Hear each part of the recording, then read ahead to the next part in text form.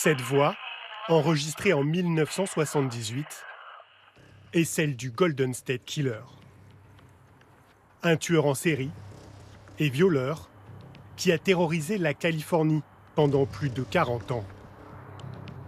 Il frappait toujours la nuit.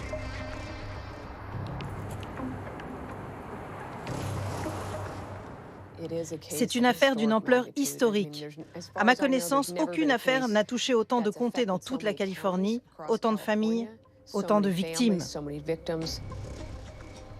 Au moins 13 meurtres, d'une extrême violence et plus d'une cinquantaine de viols. Un criminel insaisissable, malgré des dizaines de portraits robots. Son vrai visage, son identité, sont restés un mystère pendant des décennies, jusqu'en avril dernier. Nous commençons avec une info majeure dans une vieille affaire non élucidée. Selon la police, l'un des pires tueurs en série de notre histoire vient d'être capturé devant sa maison. 32 ans qu'il n'avait pas frappé et qu'il échappait aux enquêteurs. Mais tout s'est accéléré en quelques mois. La police pense l'avoir identifié et a interpellé cet homme. Grâce à un coup de chance incroyable et une méthode révolutionnaire. Voici l'histoire terrible du Golden State Killer.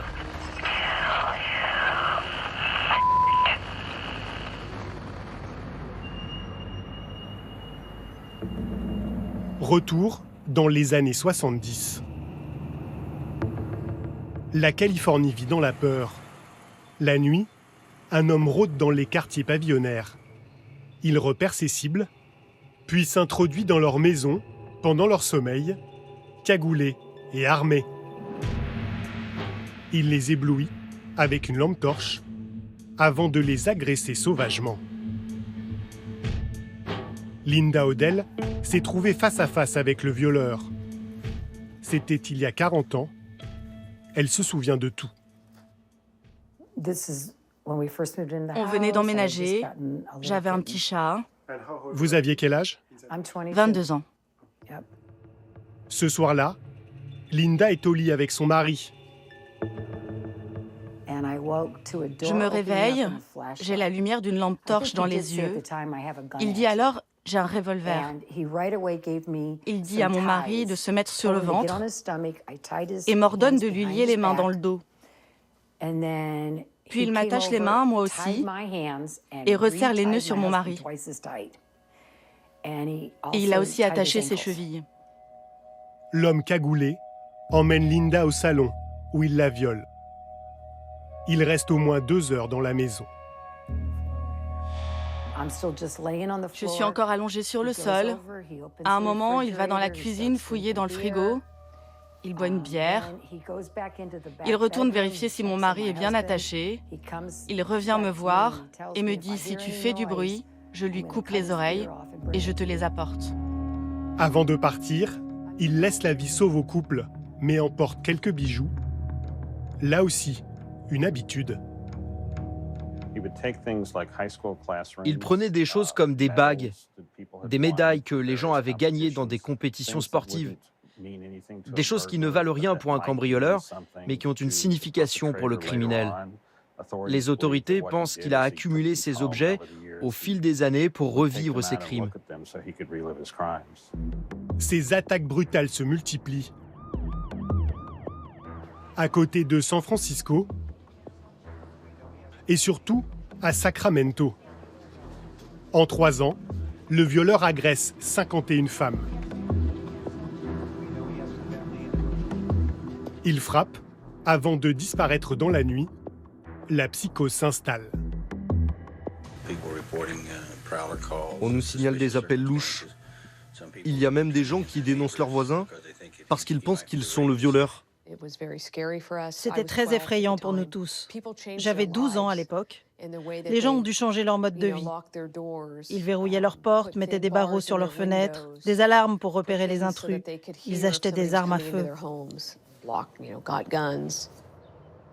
À Sacramento, pour arrêter le violeur, la police met en place une unité spéciale. Carol et Richard étaient coéquipiers dans ce groupe de choc. Désormais à la retraite, ils sont restés amis. Ils se souviennent de leurs jeunes années, où ils traquaient ce criminel hors norme. C'était une petite ville tranquille avant. Tout est si différent 40 ans après. Dans ce quartier paisible, le violeur a frappé au moins 3 fois. Il y a eu un viol là, dans la rue qu'on vient de traverser. Et il y en a eu un autre, là, dans cette rue. À chaque alerte, Carol et Richard arrivaient trop tard. Ils planifiaient ces attaques avec soin. C'est ce genre d'endroit qu'il utilisait pour fuir. Un parc, un canal, parce que c'est une voie de sortie rapide. Ici, on ne pouvait pas le poursuivre en voiture. Et si des chiens étaient à ses trousses, l'eau effaçait sa trace. Il était très fort pour ne laisser aucun indice qui permette de l'identifier. Des policiers impuissants face à un criminel de plus en plus violent. Une nuit, à quelques blocs de là, dans le jardin de cette maison, il commet son premier double meurtre. Il abat ce jeune couple, Kathy et Brian. Il y avait une adolescente qui vivait là et il s'apprêtait à l'agresser. Kathy et Brian l'ont probablement surpris et ont tenté de l'arrêter. Ça leur a coûté la vie. Sur la scène de crime, les policiers retrouvent ce lacet noué, comme une signature. Aperçu dans sa fuite par plusieurs témoins, il n'est pas masqué. Un premier portrait robot précis est diffusé. Mais le meurtrier reste introuvable. Regardez, victime de viol numéro 25. Là, 26e attaque du violeur. Carol a auditionné la plupart des femmes agressées. C'est l'affaire de sa vie. L'ancienne policière reste hantée. Toutes ces années, je ne suis jamais allée me coucher sans penser à ces victimes. Ces femmes réveillées en pleine nuit par le violeur, au pied de leur lit, ou par des bruits dans le couloir. J'ai toujours pensé à elles, à ce qu'elles ont enduré. C'était un fardeau de ne pas pouvoir l'arrêter, de ne pas l'identifier. À Sacramento, en 1979, les agressions s'arrêtent net. Et au même moment, autour de Los Angeles, commence une nouvelle série de crimes, encore plus barbares. En 7 ans, on compte 10 victimes. Des couples ou des femmes seules. Cette fois, le psychopathe ne laisse aucun témoin. Le mode opératoire était le même. Mais une fois dans la maison, le rôdeur attachait ses occupants, violait la femme et ensuite tuait ses victimes. Il était bien plus violent qu'avant. Et en 1986, la série s'est arrêtée. Il faudra des années aux enquêteurs pour comprendre qu'il s'agit en fait du même homme. Ils y parviennent grâce à un indice crucial retrouvé sur les scènes de crime, l'ADN du tueur. Il est identique pour les 2 séries. Mais l'ADN du Golden State Killer reste inconnu.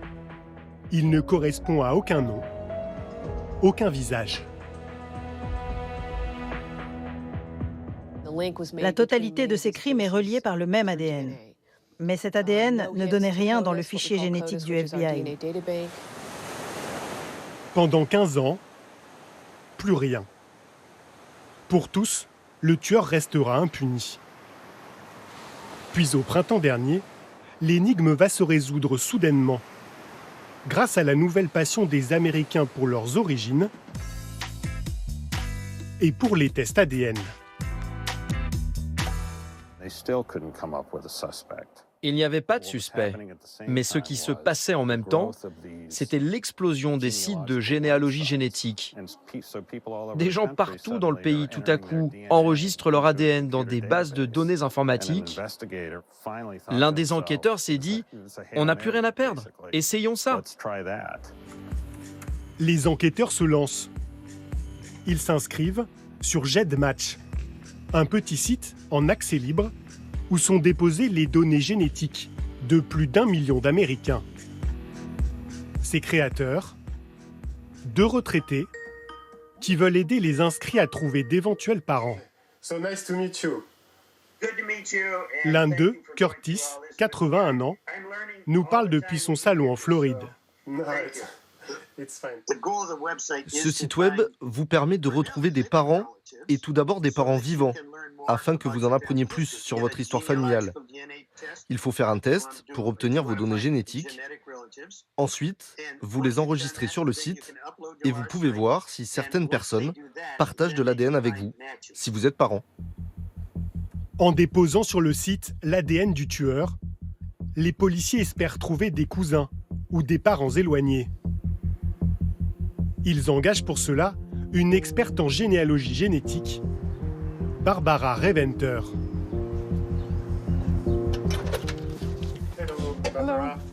Elle nous a donné rendez-vous dans ce bâtiment anonyme. Pourquoi préférez-vous qu'on se voie ici plutôt que chez vous ? Parce que je dois faire attention à ma sécurité.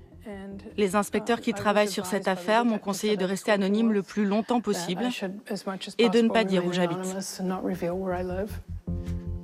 Barbara va remonter jusqu'au Golden State Killer grâce à un coup de chance incroyable. Sur GEDmatch, des personnes ont de l'ADN en commun avec le tueur, des cousins éloignés.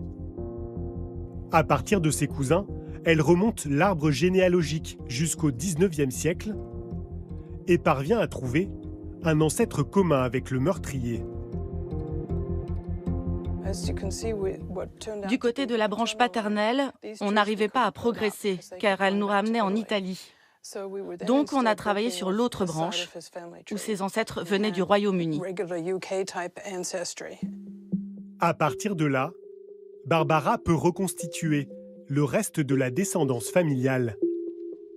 Il faut ensuite affiner, réduire la liste des suspects potentiels à partir des informations dont elle dispose sur le tueur. À un moment, nous n'avions plus que 6 hommes. J'avais également fait d'autres analyses avec les données ADN du tueur. Elles m'indiquaient que notre homme devait avoir les yeux bleus. Nous avons pris nos 6 candidats et le FBI a regardé leur permis de conduire.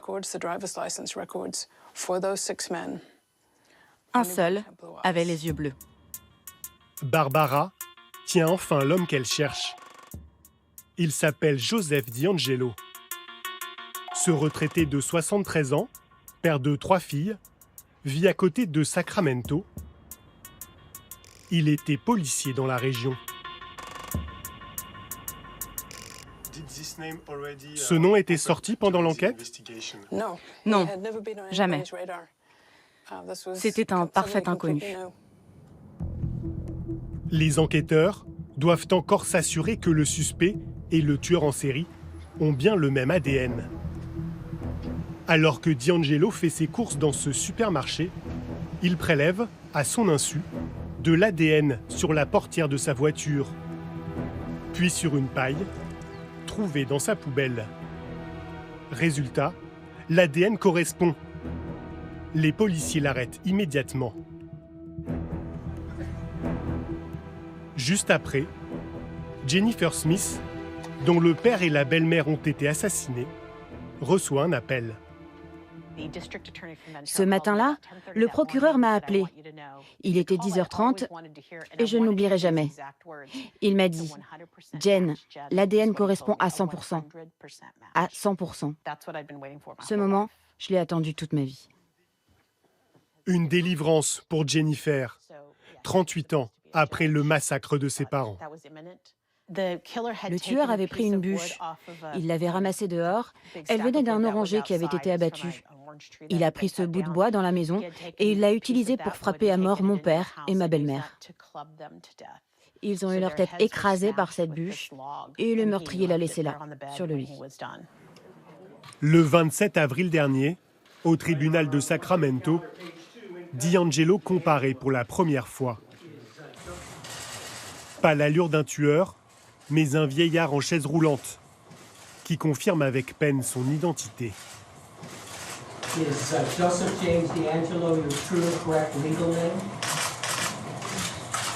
I'm sorry? Yes. 40 ans après les faits, DiAngelo est poursuivi pour 13 meurtres et seulement 13 viols. Car pour les autres affaires, il y a prescription. Son procès n'aura pas lieu avant plusieurs années.